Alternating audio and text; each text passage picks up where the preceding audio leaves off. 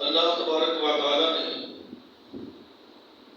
دنیا میں ایک دوسرے کے حقوق رکھے ہیں تاکہ ان حقوق کی ادائیگی ہو اور معاشرہ اپنی صحیح سمت میں چلے۔ بگاڑ، فتنے، فساد، لڑائی جھگڑے، یہ ساری چیزیں اسی وقت ختم ہوں گی کہ جب ہم حقوق کو ادا کریں گے۔ کچھ ایسے حقوق ہوتے ہیں کہ جن کو ہم عمومی طور پہ جانتے ہیں، سمجھتے ہیں، بیان کرتے ہیں، انہیں بیان کیا بھی جاتا ہے، اور کچھ ایسے حقوق ہوتے ہیں کہ جن کو لینے والے محنت کرتے ہیں، کوشش کرتے ہیں، اور کچھ ایسے حقوق ہوتے ہیں کہ جس کو لینے والا محنت تو نہیں کرتا لیکن اس کو ادا کرنا پڑتا ہے۔ تو آج جو ہم چیز آپ کے سامنے بیان کریں گے وہ یہ ہے کہ والدین کے اوپر اولاد کے کیا حقوق ہیں۔ والدین کے جو حق ہیں اولاد پہ وہ تو ہمیں پتہ ہے، یعنی کہ اولاد والدین کی اطاعت کرے، فرما برداری کرے، ماں باپ کے ساتھ حسن سلوک کے ساتھ پیش آنا، ماں باپ کی اطاعت کرنا، ان کے آگے اف تک نہ کہنا اور ان کے ساتھ حسن سلوک سے پیش آنا۔ عموماً ہم سنتے رہتے ہیں، ہمیں ان چیزوں کا علم ہے، اور جو میں عرض کرنا چاہتا ہوں وہ یہ کہ ماں باپ، والدین، ان پر کون سے حق ہیں کہ جو ان کی اولاد کے ہیں، کہ اولاد کے جو والدین پہ حق ہیں کیا ان میں ہم کہیں سستی تو نہیں کر رہے، ہم کہیں کاہلی کا شکار تو نہیں ہیں۔ اور عموماً اگر ہم دیکھتے ہیں اپنے گرد و نواح میں تو بہت سارے ایسے حقوق ہیں اولاد کے جو ہمارے ذمے ہیں لیکن ہم انہیں صحیح معنوں میں ادا نہیں کر پا رہے۔ ماں باپ تو آ کے مجھے اور آپ سے شکایت کرتے ہیں کہ مولوی صاحب، حضرت صاحب، میرا بچہ میری بات نہیں مانتا۔ والدین کے حقوق کے اوپر بات کیجیے، والدین کا کیا حق ہوتا ہے، اور اس کو قرآن و حدیث سے سمجھاؤ تاکہ اپنے ماں باپ کی قدر کرے، احترام کرے۔ لیکن کیا کبھی میں نے، آپ نے سوچا کہ جو میرے اوپر میری اولاد کے حق ہیں میں ان کو کہاں تک ادا کر رہا ہوں؟ بھائیوں، ہمیشہ یہ جو حقوق ہیں اگر باہمی ایک دوسرے کے ادا ہوتے رہیں گے تو تبھی یہ معاشرہ قائم رہتا ہے۔ اگر میں یہ چاہوں کہ میرے حق ادا کیے جائیں، اولاد میری بات مانے، میرے سارے حقوق پورے کرے، اور میں اولاد کے حق ادا نہ کروں تو یہ معاشرہ قائم نہیں رہ سکتا۔ ایک نہ ایک دن بگاڑ پیدا ہوگا۔ تو آئیے ذرا چند ایک باتیں اس مختصر سے وقت میں عرض کرنا چاہتا ہوں کہ والدین پر جو ماں باپ کے اوپر اولاد کے حق ہیں ان میں سے 5 میرے ذہن کے اندر آئے ہیں، وہ میں عرض کر دیتا ہوں۔ سب سے پہلا حق حیات ہے، اور پھر حق پرورش ہے، حق تعلیم و تربیت ہے، حق میراث ہے، اور حق نکاح ہے۔ جو میرے ذہن کے لیے چیزیں آئی ہیں یہ 5 حق بنتے ہیں، اس سے زیادہ بھی ہوں گے۔ اب تھوڑا سا ہم اس کو وضاحت کے ساتھ چھیڑتے ہی شروع کرتے ہیں۔ سب سے پہلا حق ماں باپ پر اپنی اولاد کا حق حیات ہے کہ اپنے بچے کی، اپنی بچی کی زندگی، اس کی وہ آدمی مکمل حفاظت کرے، اس کی مکمل حفاظت کے ساتھ ساتھ جو اس کی ضروریات ہیں اس کا خیال رکھے کہ جس کے ساتھ اس کی زندگی کو تحفظ ملے، اس کی زندگی کو تحفظ مل کر اس کی زندگی کو محفوظ بنایا جائے۔ بہت ساری ایسی چیزیں ہیں کہ جس کے اندر ہم خیال نہیں کرتے۔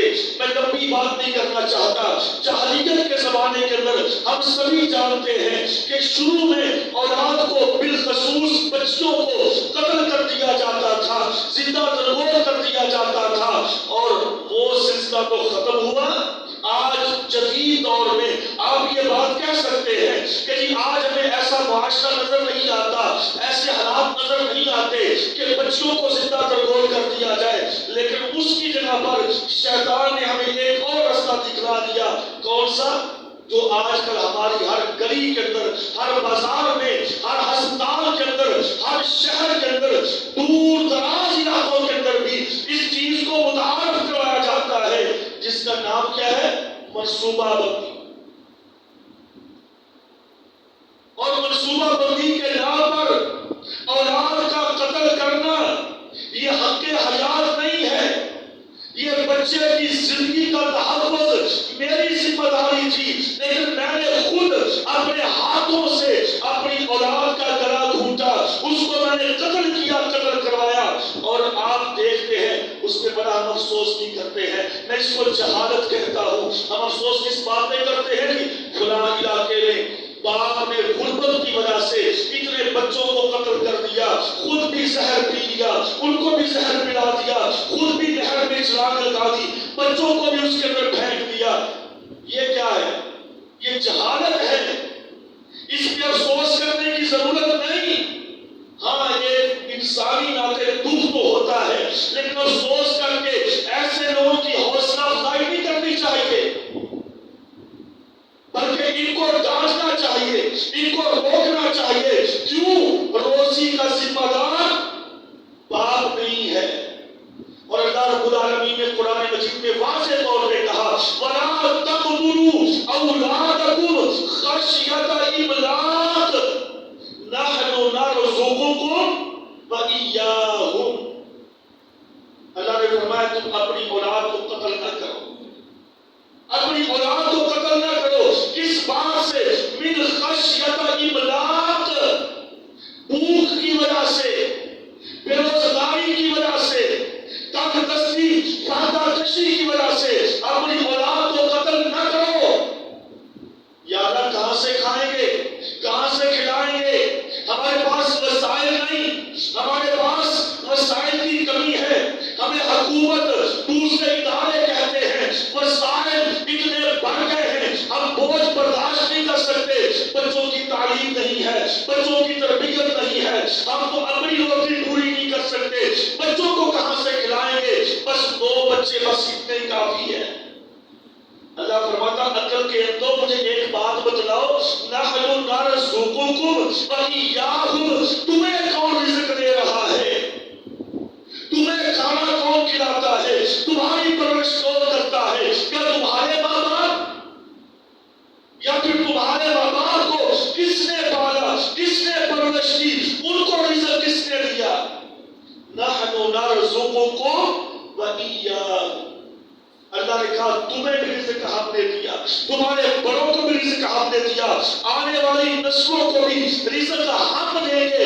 میں ایک بات اکثر کہتا ہوں میرے بھائیوں، جو بات یہ کہتا ہے کہ جی وسائل کی کمی ہے، بہبود آبادی والے ٹھیک کہتے ہیں، بچے کم ہونے چاہیے، یاد رکھیے یہ الفاظ شرکیہ ہیں۔ کیسے شرکیہ؟ الحمدللہ رب العالمین۔ ہم نماز میں اعتراف کریں کہ سارے جہانوں کا رب، سارے جہانوں کی پرورش کرنے والا، سارے جہانوں کو زندہ رکھنے والا، روٹی دینے والا ایک رب ہے۔ اور پھر ہم کہیں کہ ہمیں روٹی کون دے گا، ہمیں کھلائے گا کون؟ اللہ اکبر۔ انسان کیا ہے؟ کچھ بھی نہیں، یہ تو ایک چھوٹی سی مخلوق ہے۔ اللہ کی بہت بڑی بڑی مخلوقات ہیں، یہ حیوان، یہ درندے اور چرندے پرندے، اور پھر سمندر کی بہت بڑی بڑی مخلوقات، اتنی بڑی بڑی مخلوقات ہیں جس کا ہم تصور بھی نہیں کر سکتے۔ انہیں کون کھلاتا ہے؟ اللہ ہی کھلاتا ہے۔ اور اللہ کہتا ہے کہ رب، میں ہوں رب، یعنی کہ پرورش کرنے والا۔ تو باہر کے بات کو آگے چلاتے ہیں، باہر کہیں دور نہ نکل جائے۔ عرض کر رہا ہوں یہ حق حیات جو شخص یہ بات کرتا ہے کہ یہ اپنے بچوں کو میں کم کرنا چاہتا ہوں، یعنی کہ ان کے مشورے پر اور جو بہبود آبادی والے، ان کے مشورے پر فیملی پلاننگ کے تحت میں عمل اس لیے کرتا ہوں تاکہ میرے وسائل کی جو کمی ہے یہ کہیں مجھ پہ اثر انداز نہ ہو جائے۔ میرے بھائیوں، اس نے سب سے پہلا حق چھین لیا اپنی اولاد کا، اور اس کے بعد اگلی بات حق پرورش۔ اگر اللہ نے بیٹا دیا، اگر اللہ نے بیٹی دی، اب اس کا مطلب کیا ہے کہ ان کی اچھے طریقے سے پرورش کرنا، ان کو کھلانا اور پلانا، ان کی ضروریات کا مکمل خیال کرنا، یہ کس کے ذمہ ہے؟ یہ والدین کے ذمہ ہے۔ اور اگر ہم ان بچوں کے حقوق پورے نہیں کریں گے تو کل کو یہ بچے ہمارے حق بھی پورے نہیں کریں گے۔ اور اللہ رب العالمین نے اسی لیے، آپ کہیں گے یہ کیسے ہو سکتا ہے، بچوں کے تو حق ہر ماں باپ پورے کرتا ہے چاہے اس کے پاس کچھ ہو نہ ہو۔ نہیں میرے بھائیوں، یہاں پر بھی ہم بڑی غلط فہمی کا شکار ہے۔ اللہ نے کیا فرمایا؟ وَالْوَالِدَاتُ يُرْضِعْنَ أَوْلَادَهُنَّ حَوْلَيْنِ كَامِلَيْنِ لِمَنْ أَرَادَ أَن يُتِمَّ الرَّضَاعَةَ۔ اللہ نے کہا کہ کوئی ماں ایسی نہ ہو کہ جو 2 سال سے کم اپنے بچے کو دودھ پلائے، ہاں اللہ کہ کوئی مجبوری ہو، کوئی مسئلہ لاحق ہو جائے، کوئی کمزوری لاحق ہو جائے، یا کوئی مسئلہ پیدا ہو جائے تو وہ ایک الگ بات ہے، ورنہ حولین کاملین 2 سال مکمل ماں اپنے بچے کو دودھ پلائے۔ اور آج جدید دور میں، ماڈرن دور میں، ہمارا پڑھا لکھا طبقہ جو کہتے ہیں ہم بہت تعلیم یافتہ ہیں، بچوں کو مائیں دودھ پلانا چھوڑ گئی، کیمیکل والے دوسرے تیسرے ملاوٹ والے دودھ پلا کے، کیمیکل پلا کے بچوں۔ اچھا ایک مجبوری ہوتی ہے، مجبوری بھی نہیں، بغیر کسی عذر کے، بغیر کسی بہانے کے بچوں کو ماں نے دودھ پلانا چھوڑ دیا۔ یاد رکھیے میرے بھائیوں، امام ابن قیم رحمہ اللہ علیہ بڑی لمبی تفصیل کے ساتھ ایک بات لکھتے ہیں، کہتے ہیں کہ جس ماں نے اپنے بچے کو دودھ نہ پلایا وہ ماں اپنے بچے سے نیکی کی توقع کبھی نہ رکھے، کیونکہ اس کی رگوں میں ماں کا دودھ ہی نہیں گیا۔ اور ہمارے پرانے بزرگ یہ مثالیں دیتے تھے کہ اس بچے کے اندر، اس نوجوان کے اندر کس ماں کا دودھ ہے، یعنی کس ماں نے اس کو دودھ پلایا ہے۔ اور آج وہ چیزیں ختم ہو گئی، یہ ہم نے بچے کی پرورش کا حق چھین لیا اس کی پیدائش کے ساتھ ہی۔ اور پھر باپ وہ بھی یہی چاہتا ہے کہ میرا بچہ وہ ملاوٹی کیمیکل والا دودھ پی لے اور ماں کا دودھ نہ پیے۔ اللہ اکبر۔ اچھا اس کے ساتھ ساتھ میرے بھائیوں جو نقصانات ہیں وہ ایک لمبی فہرست ہے، بس میں تو یہ عرض کرنا چاہتا تھا کہ یہ والدین کی ذمہ داری ہے کہ بچے کی پرورش جو اللہ نے ہمیں کہا اس کے مطابق کی جائے۔ اور پھر دوسری چیز میں آپ کو عرض کرنا چاہتا ہوں کہ ہم نے ایک اور کام کیا کہ بچے کو ترجیح دی، بچی کو پیچھے کر دی، اور یہ تو وہی کافروں والا طریقہ ہے۔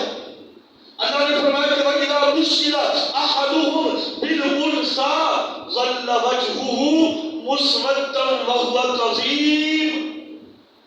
یہ مشرکین کی ایک اور بری خصلت اللہ نے بیان کی ہے کہ جب انہیں کوئی خوشخبری سنائی جاتی کہ بھئی تمہارے گھر میں بیٹی پیدا ہوئی ہے تو ظَلَّ وَجْهُهُ مُسْوَدًّا وَهُوَ كَظِيمٌ، ان کے چہرے سیاہ ہو جاتے، ان کے چہروں کے رنگ بدل جاتے۔ بیٹی کا نام سن کر وَهُوَ يَتَوَارَىٰ مِنَ الْقَوْمِ، قوم سے چھپتے تھے۔ اچھا وہ کیفیت تھی، اور آج اور کیفیت ہے۔ آج کیفیت کیا ہے؟ بیٹی پیدا ہو گئی، اب اس کو ترجیح نہیں دی جائے۔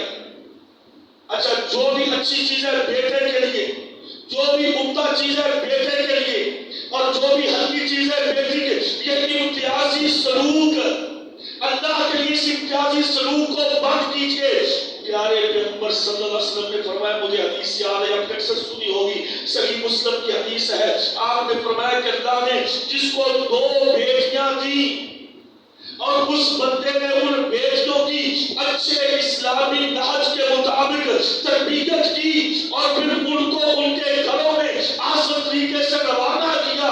پیارے پیغمبر نے فرمایا دخلت وہو مع انا کہاتین، میں اور وہ بندہ ہم جنت میں دونوں اکٹھے ایسے داخل ہوں گے.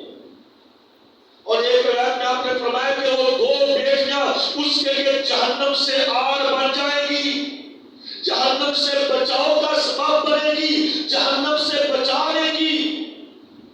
اور آج دیکھو بیٹیوں کے ساتھ کیا سلوک کیا جاتا ہے، ناروا سلوک. اور اللہ جانتا ہے، میں نے خود اپنی آنکھوں سے دیکھا.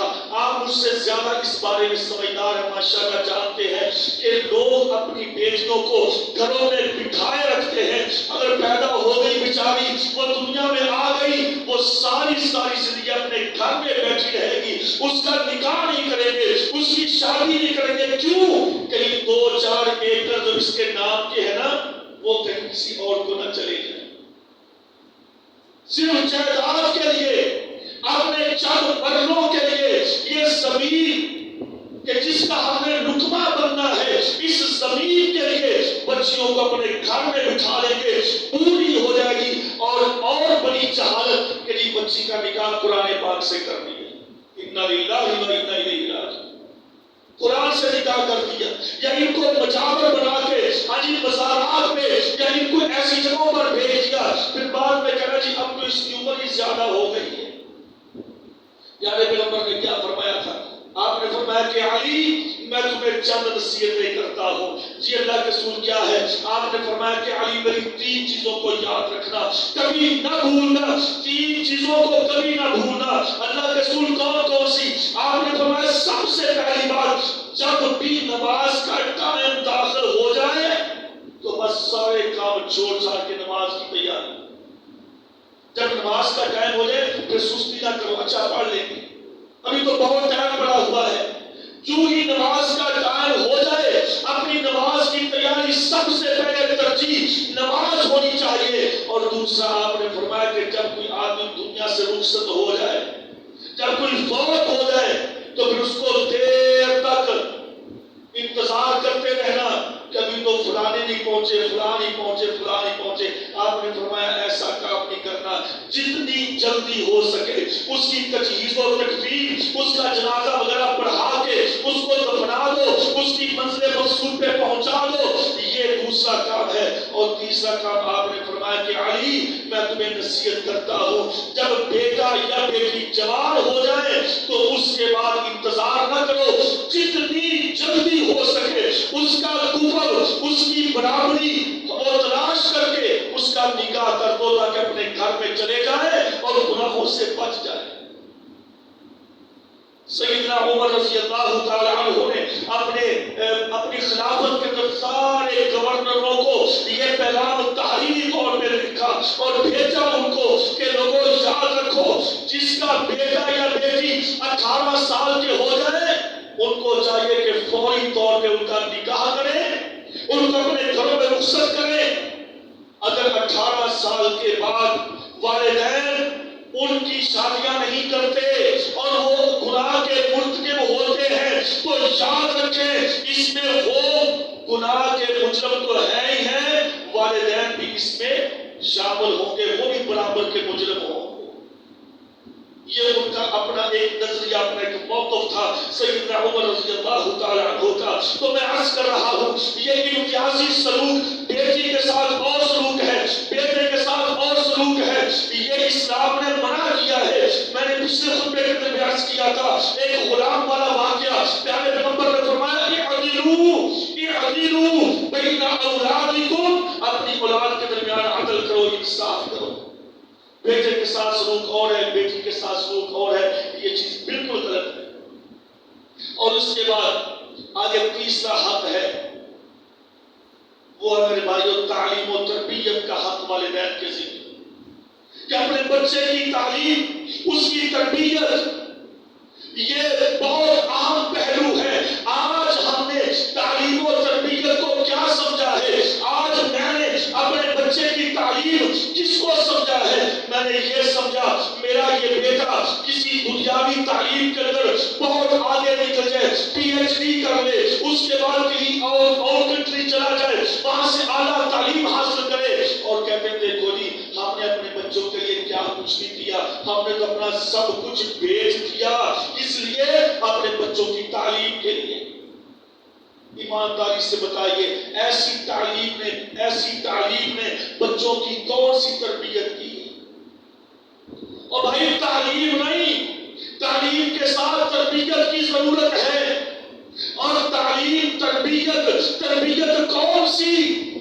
وَيُعَلِّمُهُمُ الْكِتَابَ وَالْحِکْمَةَ، تربیت اسلامی، تربیت کے اندر بچے کے ذہن سازی، نشو و نما ایسے ماحول میں، ایسی تربیت میں ہو کہ بچے کو پتا ہو کہ میرا باپ کون ہے، میری ماں کون ہے، میری بہن کون ہے، رشتوں کا پاس کیسے ہوتا ہے، صلہ رحمی کیا ہوتی ہے، ایک دوسرے کے ساتھ لین دین کیا ہوتے ہیں، معاملات کیسے چلتے ہیں، اسلام کس چیز کا حکم دیتا ہے، کس چیز سے منع کرتا ہے، یہ تربیت ہو، یہ تربیت بچوں کی۔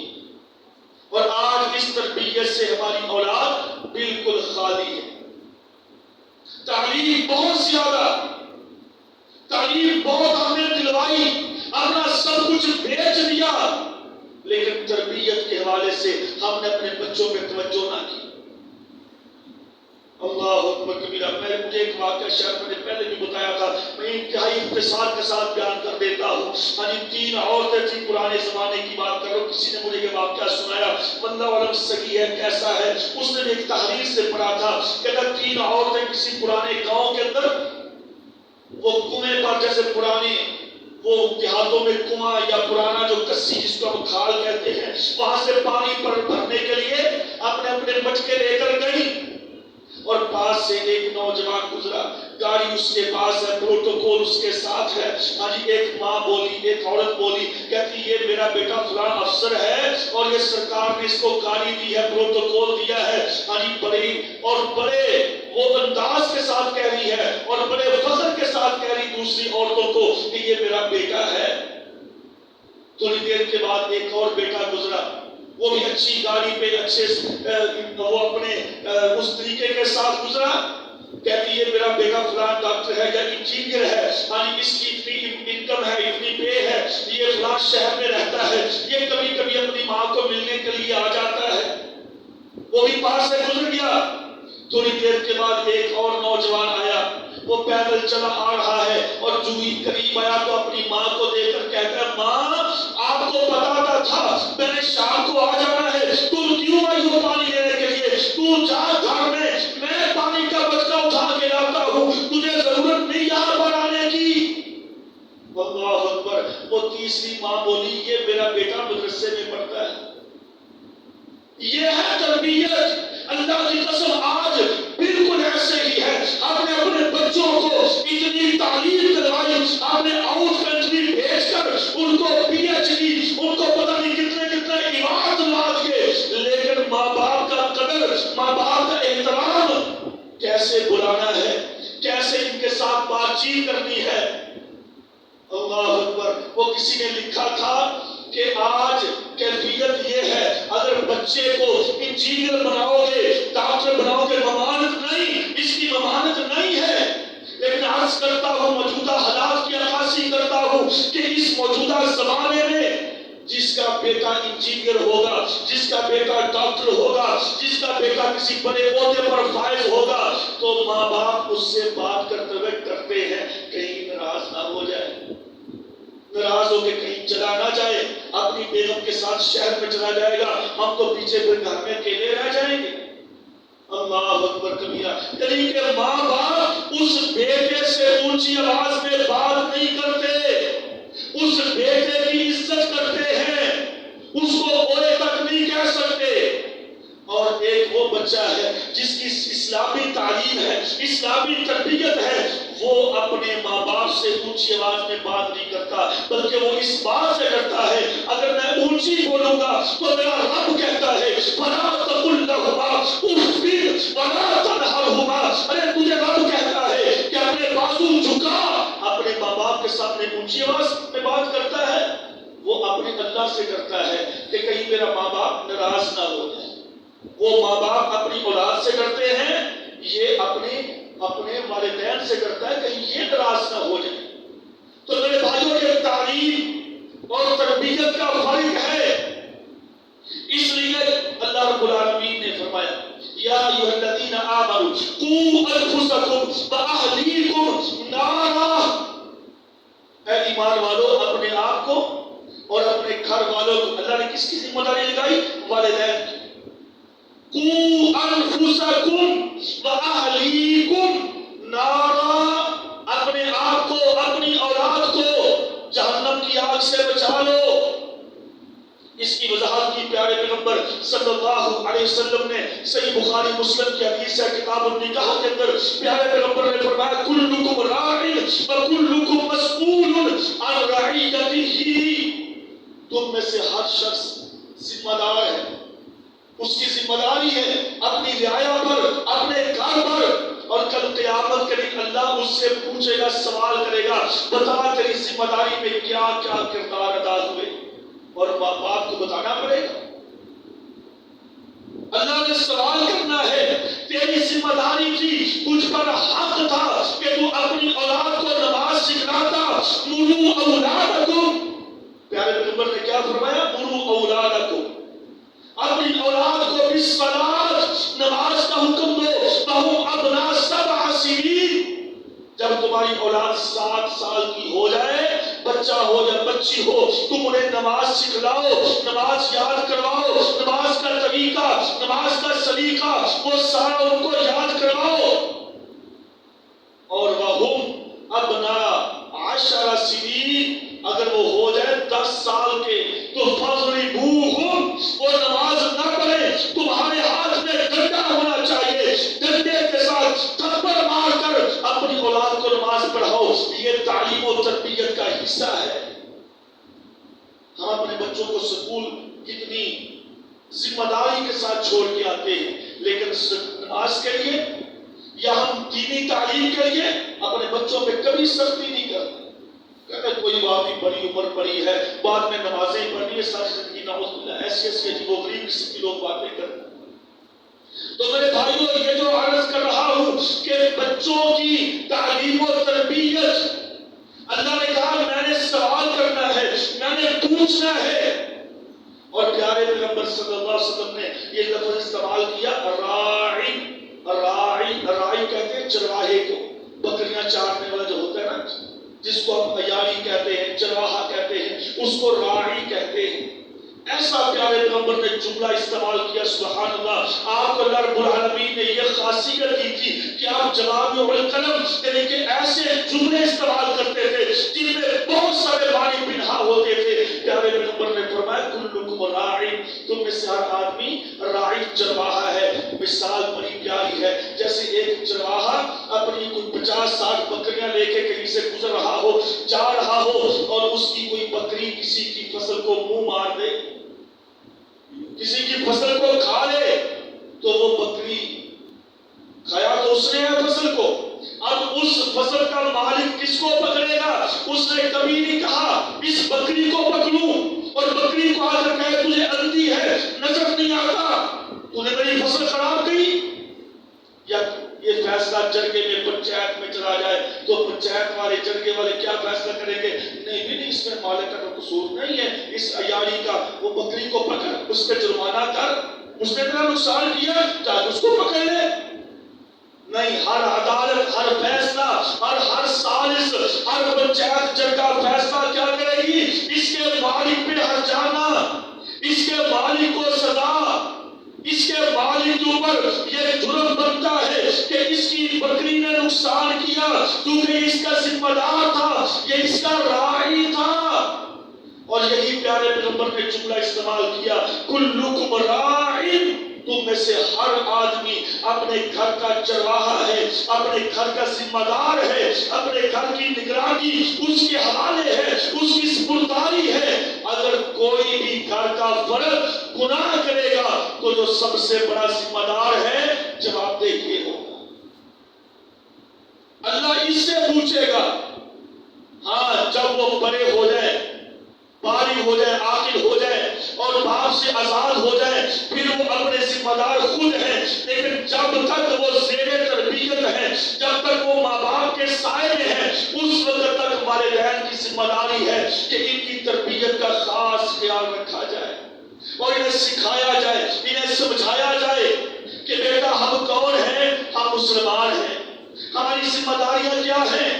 اس لیے صحیح بخاری کی حدیث ہے، پیارے پیغمبر فرماتے ہیں صلی اللہ علیہ وسلم، آپ نے فرمایا کہ ما من مولود یولد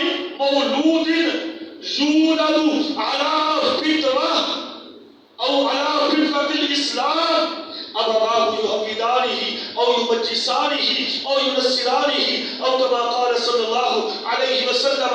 آپ نے فرمایا کہ ہر بچہ جو بھی پیدا ہوتا ہے، دنیا میں آتا ہے، وہ عیسائی کے گھر میں ہو، ہندو کے گھر میں ہو، مسلمان کے گھر میں ہو، یہودی کے گھر میں ہو، علی فطرۃ الاسلام، اسلام پر پیدا ہوتا ہے، وہ مسلمان ہوتا ہے۔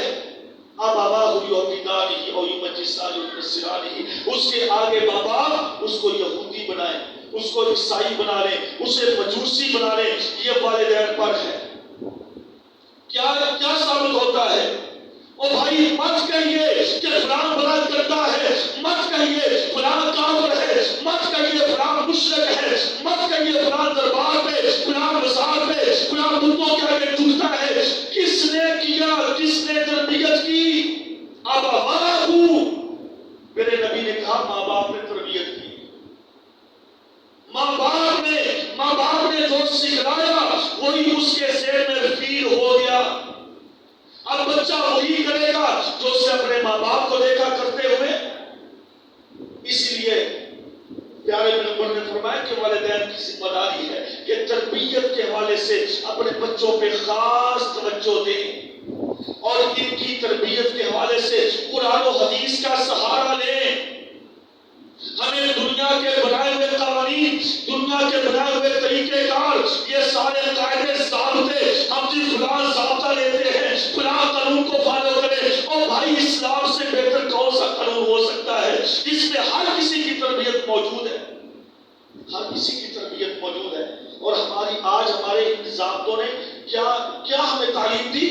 آزاد، کہیں آزادانہ ماحول، اور آزادانہ ماحول کے نتیجے آپ نے دیکھے ہیں، اب لمبی تفصیل میں جانے کی ضرورت نہیں۔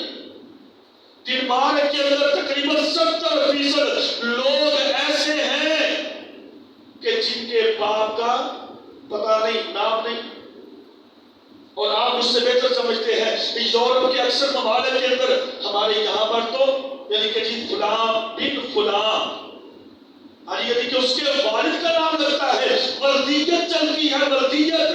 یورپ کے اکثر علاقوں میں، اکثر ممالک میں کس کی ولدیت نہیں، ماں کا نام چلتا ہے۔ ایڈمیشن فارم سکول کے لیے دیکھ لیا، ان میں ماں کا نام چلتا ہے۔ ہاں تیرا یہ نام، تیری ماں کا نام کیا ہے؟ باپ کا نام کوئی نہیں پوچھتا بھائی۔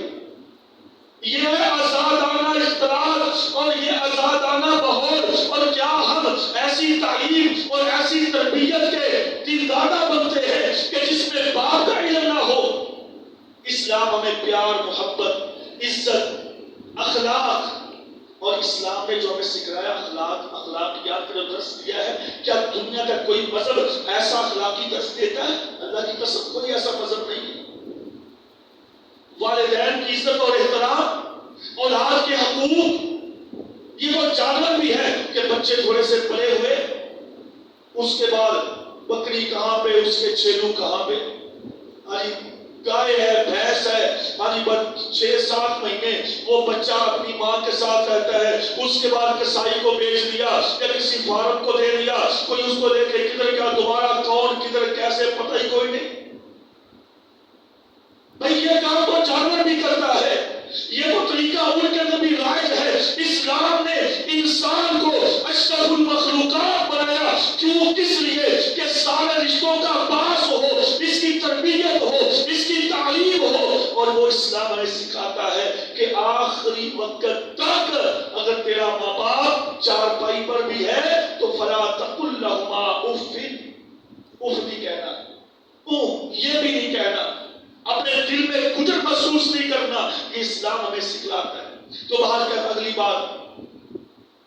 اللہ نے فرمایا کہ حق میراث جو بچوں کی تربیت کے حوالے سے جو والدین پر ذمہ داری ہے، اس کی اکثر باتیں وہ ہو گئی ہیں. حق میراث یعنی کہ اولاد کے درمیان وراثت کی تقسیم کاری، یہ وضاحت کے ساتھ پہلے بات ہوتی ہے، اس کو دوبارہ دہرانے کی ضرورت نہیں ہے.